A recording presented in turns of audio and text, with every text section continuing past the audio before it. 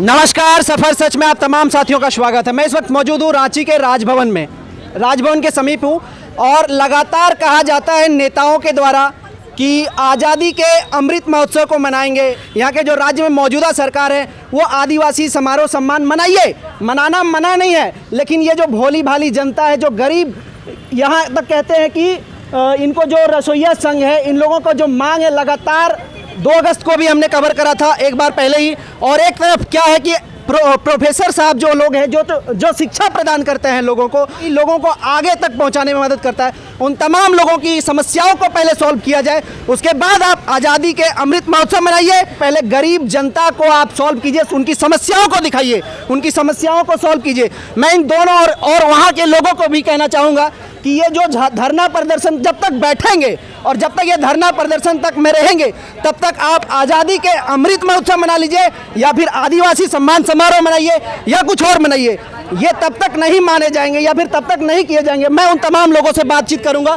देख सकते हैं, एक तरफ है Jharkhand associate professor contractual association के लोग बैठे हैं और दूसरी तरफ रसोइया संघ समाज जो बैठी हुई है। आप लोग इस चीज़ को अगर यदि जानते हैं, समझते हैं, तो ये जरा हमें बताइएगा, क्या वाकई में हमारा भारत देश आज़ाद है?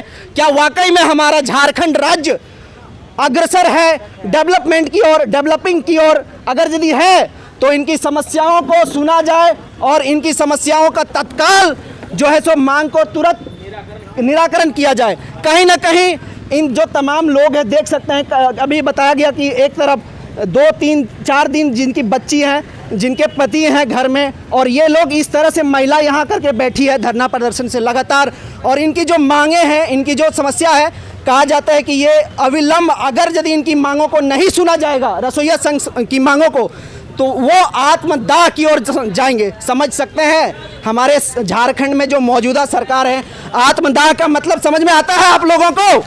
आत्मदाह का मतलब मरने की कगार पर जाएंगे, मरेंगे। और इधर एक तरफ जो कि हमारे विद्यार्थियों को आगे पटल पर लाने का काम करते हैं, इन भोले भाले शिक्षकों को भी सुना जाए, इनकी मांगों को भी रखा जाए। हमारे साथ कुछ एसोसिएट प्रोफेसर कॉन्ट्रेक्चुअल एसोसिएशन के कुछ लोग हैं, उनसे बात करूंगा और इनकी समस्याओं को आप तमाम लोगों के सामने रखने का काम करूंगा। बाकी फैसला आप लोग करेंगे, क्या वाकई में हमारा भारत देश अभी भी आज़ाद है या नहीं है। सबसे पहले मैम नमस्कार, सफ़र सच में आप तमाम लोगों का स्वागत है।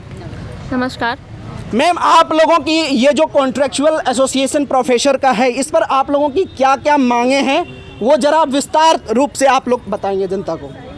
जी नमस्कार। आज विश्व आदिवासी दिवस के मौके पर देश दुनिया के तमाम जनताओं को मेरा नरेंद्र कुमार दास का झारखंडी जोहार। विश्व आदि दिवस जो है वो वाकई ठीक है, मनाना चाहिए, लेकिन क्या आप लोगों की जो समस्या है, जो झारखंड के भोले भाले जनता की समस्या है, क्या उसको अंधविश्वास की ओर लेकर के जाए या फिर पहले आप लोगों की मांगों को रखा जाए, या फिर तब तक कहा जाता है कि आदिवासी दिवस मनाइए, या फिर बहुत कुछ ऐसे ऐसे प्रोग्राम्स हैं। मैं नहीं ये कहता हूँ कि आदिवासी दिवस समारोह नहीं मनाइए, लेकिन पहले जो यहाँ की ज़मीनी मुद्दा है, उनको पहले उनके ऊपर कार्य किया जाना चाहिए, उनके ऊपर सॉल्व किया जाना। क्या मैम ये होना चाहिए या फिर आदिवासी दिवस समारोह मनाना चाहिए? मनाइए, लेकिन इस पर भी काम होना चाहिए या नहीं होना चाहिए? होना चाहिए।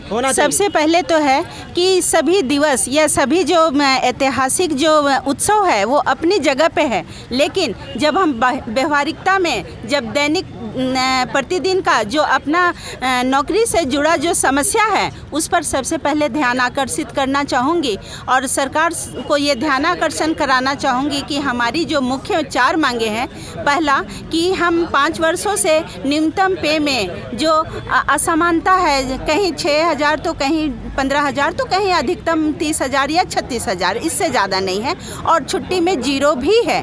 तो सबसे पहले मैं ध्यान आकर्षण करूँगी कि सामूहिक संघ की ओर से कि हमारा जो नियम है, जो मानदेय देने का, समान वेतन समान कार्य समान वेतन, उसमें नियम बने और उस नियम के तहत हमें ग्रोस पे सैलरी दिया जाए। क्या क्या मांगी है आप लोगों के सर? जो मांग है वो पॉइंट वाइज पॉइंट बताइए। जी, हमारा पहला मांग है कि 2018 विश्वविद्यालय का जो रेगुलेशन है 2018, हाँ, उसको जो 2021 में अडॉप्ट किया है झारखंड सरकार, उसको यथावत रखते हुए हमारी नियुक्ति रेगुलाइज किया जाए। रेगुलाइज किया जाए, हमें रेगुलाइज किया जाए। पहला मुद्दा आपका ये। पहला मुद्दा है।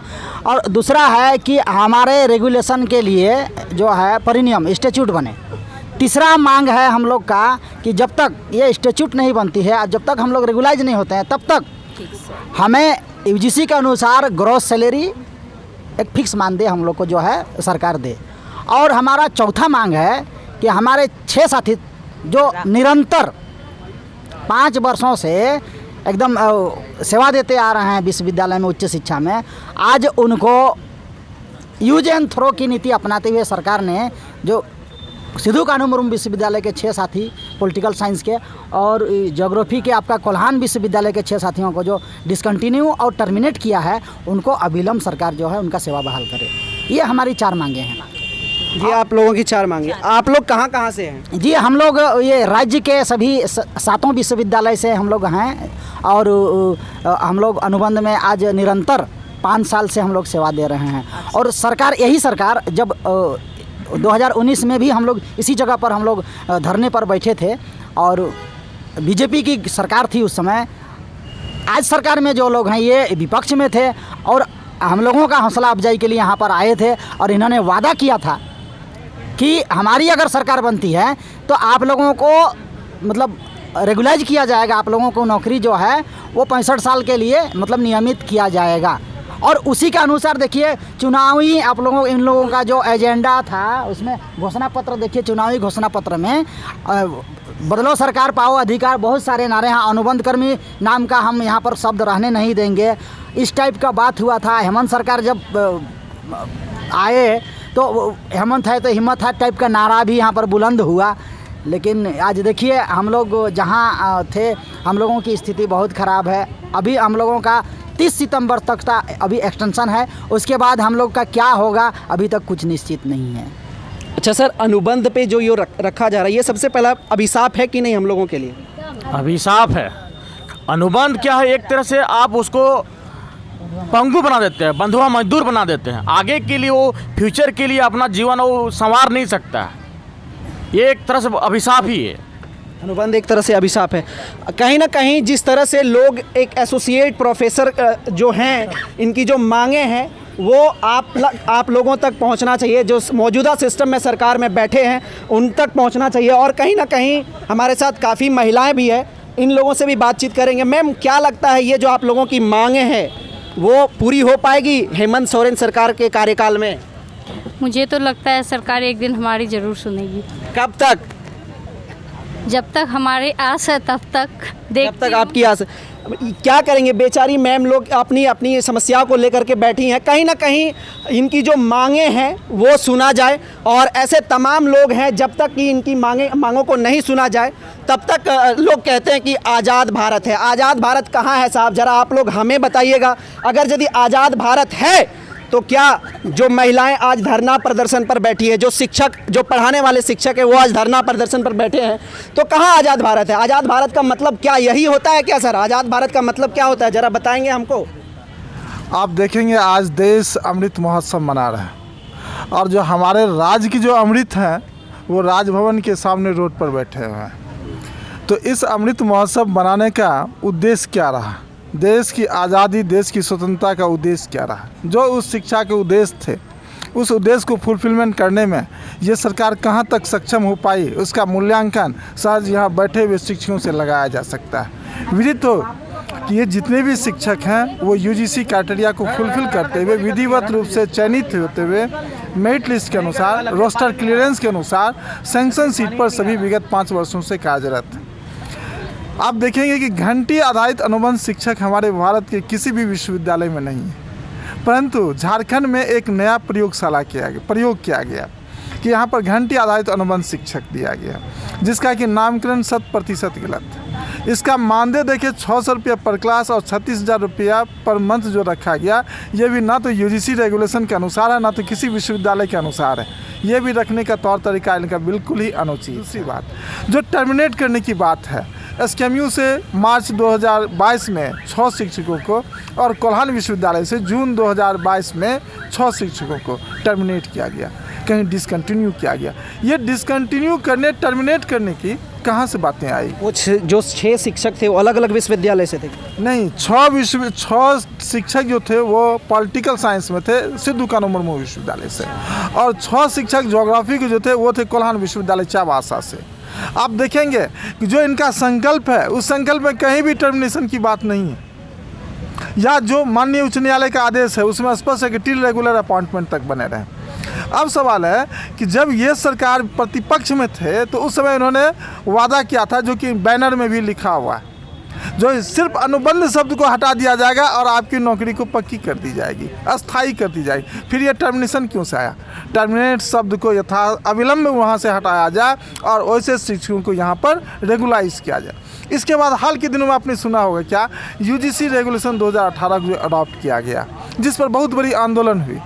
बहुत सारे विश्वविद्यालयों ने इसको इनकार कर दिया मानने से, परंतु 2 विश्वविद्यालयों ने इसको अपने सिंडिकेट और सीनेट से पारित किया है।